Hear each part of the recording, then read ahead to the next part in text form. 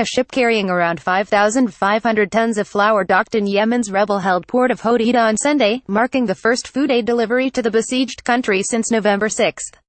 The Saudiled coalition had closed all air, land and sea access to Yemen, a measure it said was intended to halt Iranian weapons shipments to the country's Houthi rebel forces.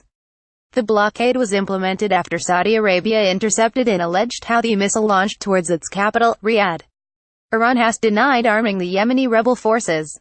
Read more. Yemen's war explained in 4 key points. With some 7 million people in Yemen estimated to rely on food aid, the blockade had come under immense rebuke from multiple aid agencies, as well as the United Nations.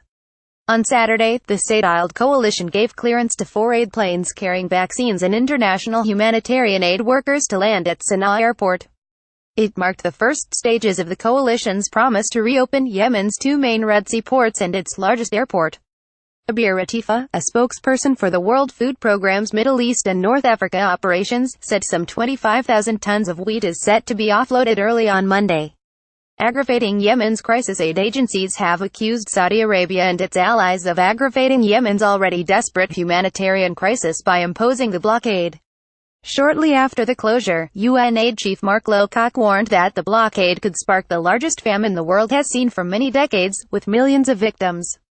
Almost 9,000 people have been killed since the Saudiled coalition began laying siege to Houthi rebel-held areas of Yemen. Millions more face the risk of a deadly cholera epidemic. On Friday, the charity Save the Children said that around 20,000 Yemeni children under the age of 5 were falling into severe malnourishment every month, an average of 27 children every hour. The UN has identified conflict as the root cause of Yemen's crises. More than 10,000 people have been killed since the conflict erupted in 2014 when Shiite Houthi rebels launched a campaign to capture the capital, Sana'a. In March 2015, a Saudiled coalition launched a deadly campaign against the rebels, one that has been widely criticized by human rights groups for its high civilian death toll. The conflict has prevented humanitarian aid from reaching large parts of the civilian population, resulting in 60% of the country's 28 million people being classified as food insecure. At least 2.2 million children are acutely malnourished, according to the UN World Food Programme. UN Chief Antonio Guterres has urged the Security Council to pressure warring parties to allow aid in. More than 2 million people have been displaced by conflict, including marginalized communities such as the Mohammedan, a minority tribe that originally migrated from Africa. Despite the civil war, many flee conflict in Somalia and head to Yemen, marking the convergence of 2 major migration crises in the Middle East nation. Yemen hosts more than 255,000 Somali refugees, according to UNHCR. In October, the number of suspected cholera cases exceeded more than 750,000, the WHO said. At least 2,135 people have died from the waterborne bacterial infection in Yemen this year. Although cholera can be easily treated, if left untreated, it can kill within hours. The International Committee of the Red Cross has warned that cholera cases could hit 1 million before the end of the year. In Yemen, violence goes beyond civil conflict. It is considered a strategic front in the war on terrorism.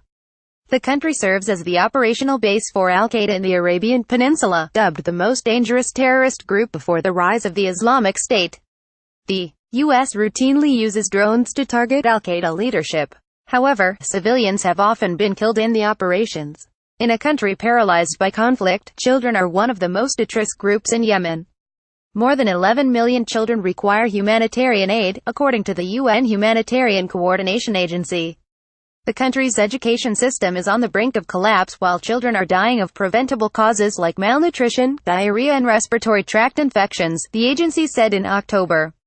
Despite several attempts at unbacked peace talks, the conflict continues to rage on. Saudi Arabia has vowed to continue supporting the internationally recognized government of Yemeni President Abed Rabbo Mansour Hadi. On the other hand, Houthi rebels have demanded the formation of a unity government in order to move forward on a political solution. But neither side appears ready to compromise.